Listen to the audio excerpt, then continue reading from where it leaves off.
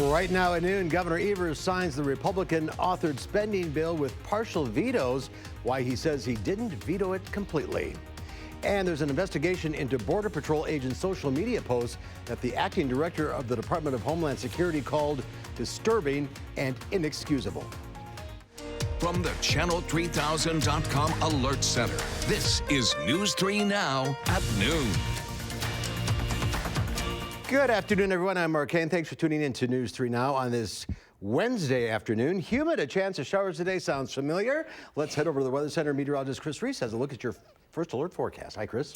Good afternoon, Mark. We're watching some cloud cover that has developed. So far, no showers coming down yet, but that could change as we head into the afternoon. Temperature-wise, this cloud cover is doing us a little bit of a favor. 81 is our temperature right now. The dew point still in the 70s, so of course it's still very humid.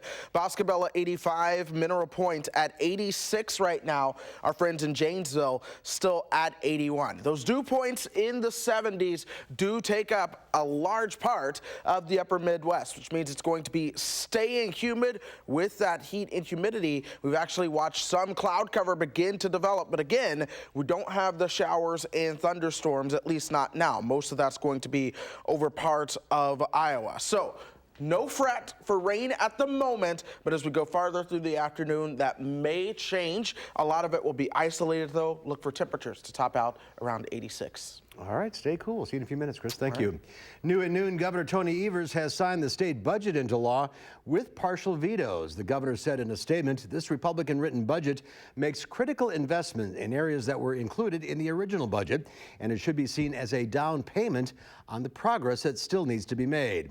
He said vetoing the budget would have meant passing up investments in special education, additional money to fix roads, and other important priorities. Vetoing this budget in its entirety would have been more of the same divisiveness and the petty political theatrics that the people of Wisconsin have had to put up with for far too long. The veto message from the governor lists 78 separate vetoes, including one to per pupil, and that will increase school funding by nearly $100 million more than the legislature approved. The Waterloo Fire Department says a dozen cattle are dead after an early morning barn fire. It happened at the J&R Bar Ranch on State Highway 89, north of Waterloo. Departments from 4 different counties responded, and they were able to put out the fire within an hour. The Waterloo Fire Chief says the 13 cattle were trapped in the lower portion of the barn and couldn't be saved. The owners were able to move horses from a nearby barn to safety. They had a lot of hay in the upper half of the barn. Some of it they just put in recently. We're still looking at cause of fire yet, so it's under investigation. The barn is considered to be a total loss. Investigators in Kentucky suspect a lightning strike may have caused a Jim Beam warehouse to catch fire overnight. Officials say the building was massive, about the same area as a football field and 6 or 7 stories high. There were 40,000 barrels of bourbon inside. 40 firefighters from 5 counties responded. Crews said they were letting the fire burn longer on purpose so there was less distilled spirits that get into runoff waters and pollute nearby water sources.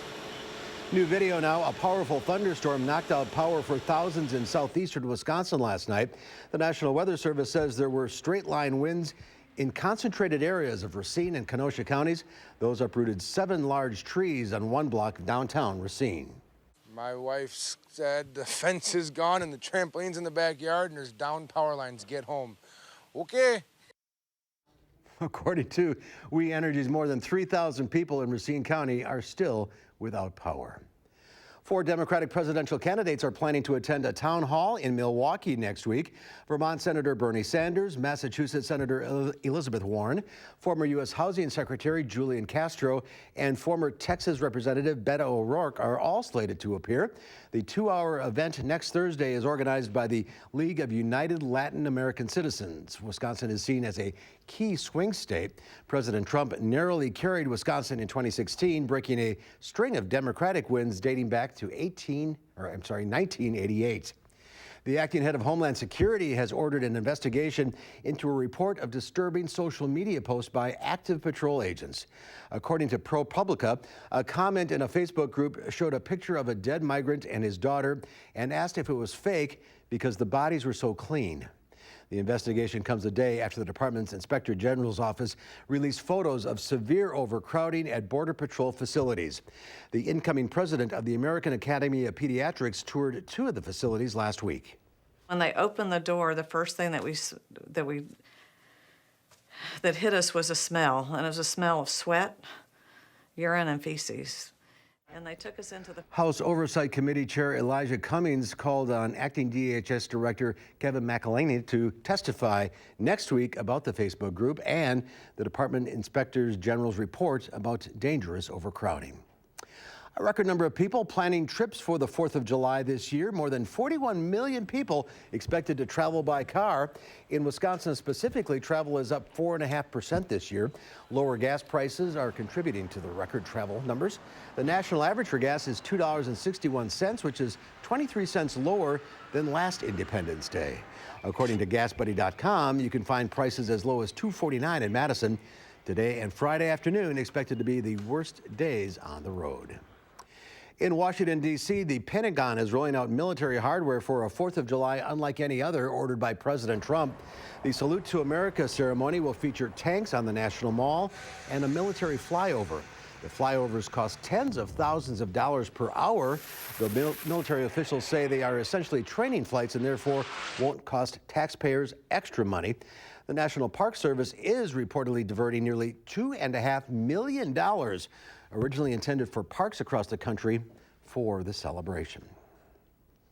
There's more to come on News 3 Now at noon. Up next, we'll see what Howard's working on in the Mr. Food Test Kitchen. You know what you're grilling, but do you have all the go-alongs you need for your 4th of July bash? If not, we have an easy one that always gets rave reviews. Rave reviews.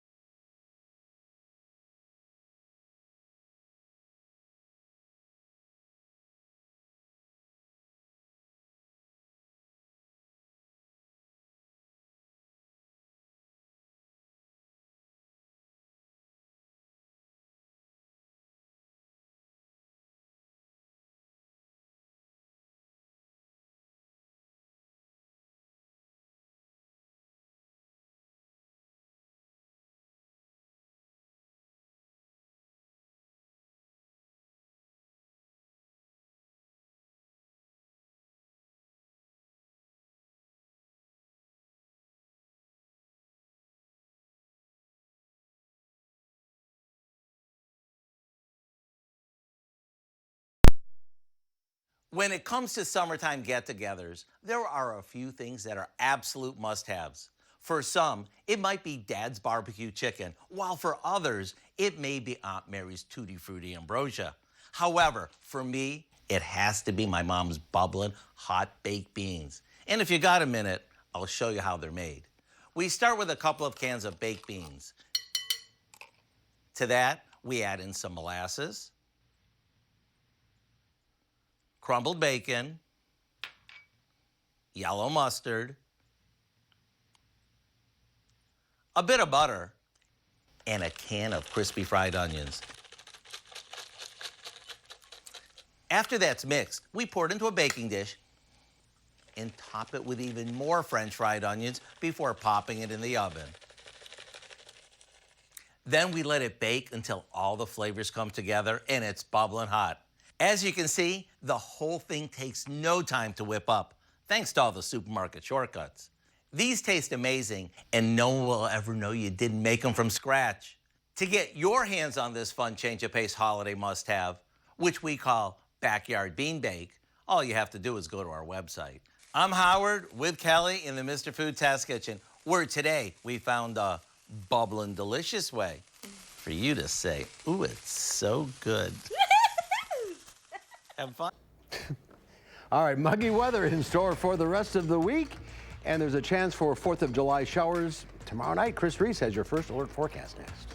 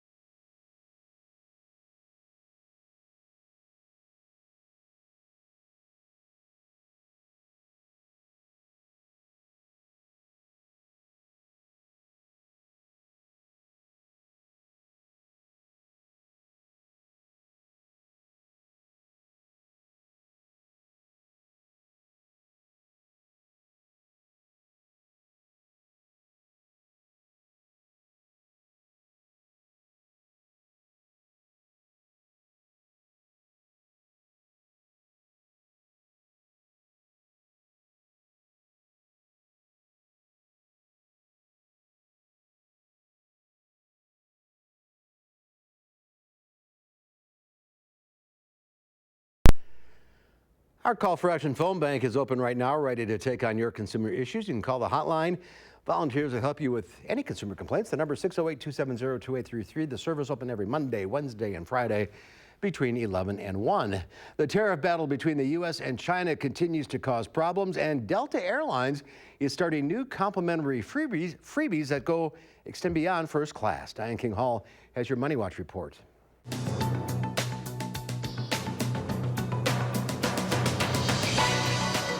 Stocks climbed in the early action in a truncated trading day. Markets closed at 1 p.m. Eastern Time in observance of the Independence Day holiday. The U.S. trade deficit rose to a 5-month high in May. The Commerce Department says the imbalance hit $55.5 billion. This as the tariff battle between the U.S. and countries including China and Mexico continues. The politically sensitive deficit with China reached a staggering $30.2 billion. Exports did increase due to rising demand for soybeans, aircraft, and cars, but stateside demand for crude oil and cell phones spurred the overall shortfall. The job market hit another rough patch. According to payroll processor ADP, private employers added just 102,000 jobs last month. Although it was an improvement over May, it was weaker than expected. Weakness came as small businesses shed workers. Service industry jobs accounted for all of the gains. And everyone gets a Bellini. Delta Airlines is expanding some of its luxury perks beyond the first class partition all the way to coach. Starting in November, main cabin passengers on Delta long-haul flights can experience first-class amenities such as welcome aboard cocktails, hot towel service, and expanded dining options, including upgraded appetizers and larger entrees. And that's your CBS Money Watch report. For more, head to cbsmoneywatch.com. At the New York Stock Exchange, I'm Diane King Hall. As Diane mentioned, the stock market closed early for the 4th of July holiday. The Dow closed at a record high, 26,966, up 179 points. The NASDAQ up 61, and the S&P 500 also hitting a record high at 2995.82. Q106 Farm Director Pam Yankee out of the radio barn today, so here are your farm numbers.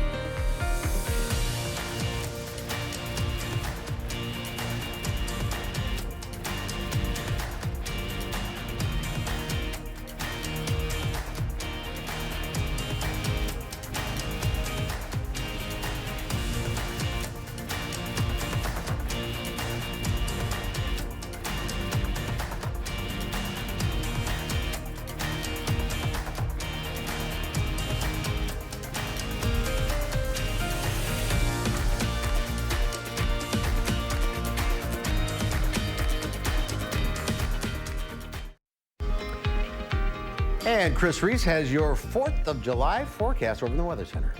Well, good afternoon, guys. We are on the heels of another pretty steamy day fresh off of yesterday. So yesterday we reached highs right around 90. Milwaukee made it to 90 for the first time so far this season, but they exceeded it at 93. The warmest we've been in Madison so far is 90. We'll see how that shapes up for today. More cloud cover has started to develop, though. That may actually hinder how far we are able to warm on up. But the temperature 82 right now. Dew points are in the low 70s. So as you step outside, you begin to sweat pretty quickly. This is temperatures elsewhere. 86 in Mineral Point right now. Monroe at 83. I'll tell you what, though, Mineral Point feels like over 100 degrees, with their dew points being very high at last check. Dew points at 72 in Janesville. Platteville and Viroqua have dew points of 74. No showers yet, but we have seen a lot of cloud cover develop. We're seeing a few little spots trying to show a potential pop-up shower getting going, but at the moment, that's about it. More shower activity coming through the I-29 corridor from Nebraska and into western Iowa. We'll see how that changes as we go throughout the day. There is a marginal risk for severe weather, again, level 1 out of 5. Most of that's south and west of Madison, but that does include extreme southwest Wisconsin. You go from Darlington up through Platteville and Prairie du Chien, you do have a better threat of seeing a stronger to severe thunderstorm. But that marginal risk, level 1 out of 5, that means you're getting isolated instances of severe weather. It will not be widespread at all. Can't rule out any stronger severe thunderstorms towards the north and east of that, though. So don't be surprised if we get in on a decent shower. We are seeing some more cloud cover starting to develop. It just hasn't really produced any kind of rainfall yet. Here's the rest of the afternoon. We'll see those temperatures topping out around 86. We'll begin to see those spotty showers and storms. Notice how isolated in nature they are. That's why I always say you're playing a game of splash and dash. That's because, one, not everyone's going to get a shower, and then where those showers pop up, it might be here and then there. So it's a little bit of a tag or dodgeball per se with these showers and thunderstorms. But they'll turn off once the sun sets tonight. Then we'll do it all over again into your 4th of July. Again, here is the afternoon. You see the showers and storms. Once the sun sets, the showers and storms turn off. So no worries for any of the fireworks shows into tomorrow. But the heat indices are going to be high. It'll feel like the 90s this afternoon, and it'll feel like the upper 90s as we move into tomorrow afternoon as well. And then eventually, we begin to cool things down, and over the course of time, we really begin to cool things down. Watch this, folks. We'll have another chance of storms with a hot and humid day on Friday, but then the weekend, Saturday, Sunday, Monday, all days with low humidity, temperatures that will be into the mid-70s, which is below average, by the way. And then we heat back up next week. So let's enjoy this weekend. I'm sure a lot of folks are going to be able to take a deep breath from the 4 days of heat we've had. It has been something, I'll tell you. It has really been hot, I can tell you that much. For so long, that's the other issue. I know. All right, relief on the way? Yes, sir. All right, up next, Angie Horkin from the Wisconsin Beef Council is here. She's going to be cooking up some citrus kebabs. We're going to head outside. Next. Right. I'm moving my jacket here. Well, Matt.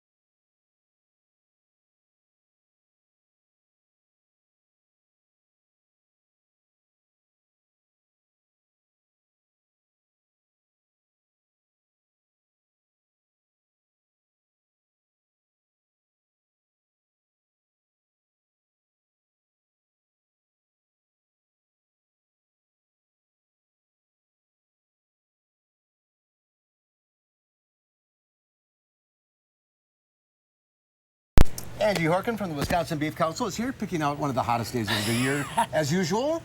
Welcome to you. I know, it never fails. It's not raining. Chris is going to help. We're going to make raining. Yeah. So we're going to grill. Kebabs. We're going to make kebabs. So I've got a really fun, just kind of a really traditional kebab recipe. So top sirloin, I always use that for my kebabs, but you could use any steak. But using a steak you don't have to marinate, that's already tender, saves you a lot of time, especially since tomorrow's the big grilling day. So we're gonna put together a marinade just for flavor. So Chris, 1 tablespoon fresh lemon juice, squeeze that in. While you're doing that, I'll do a tablespoon of olive oil and some honey. The honey should be ready, it's warm enough. Oh yeah, look at that. Teaspoon of honey. I know. About a 1/4 teaspoon of black pepper. And then some Dijon. Okay, and oregano, so give that a stir. Stir it up. And then it's gonna go on our peppers and our mushrooms. And of course, the great thing about kebabs is use whatever you have in the fridge. Whatever you like. Or the garden, or whatever you like. I just got sweet peppers, green peppers, and then mushrooms. And then I'm gonna put in the top sirloin, so about 1 pound of thick cut top sirloin. And then that goes right on top. And then we'll give it a big mix. And then they're ready to skewer. I'm just directing here. You are a good director. You always need one of those. Great job. Thank you. Then they're ready for the grill, and I just got a bed of wild rice. And about, 10 minutes, just keep an eye on them, a medium-low heat. Keep turning them, rotating. Your steak can be nice, pink, medium rare in the middle. You gotta rotate it, though. Yes, I always do. All right, and now we got a fruit one. Okay, so fruit on the grill, kind of different. So I've got sirloin. So I did sirloin kebabs, and they take a little bit longer than the fruit, so I did it separately. So I got steak on some skewers.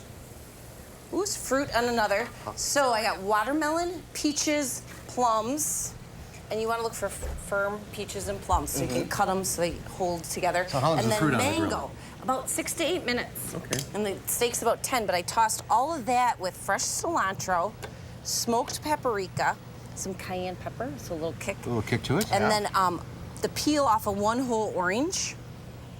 And then you take that orange, save it, and then when you're done grilling, put some fresh orange juice right over the top of the sirloin and the fruit. So these are called citrus marinated steak and fruit kebabs. So kind of different. Yeah, something different for the 4th of July grill out tomorrow. Yeah. All right, So online? beeftips.com is our website. Click right on As Seen on TV, you'll see these.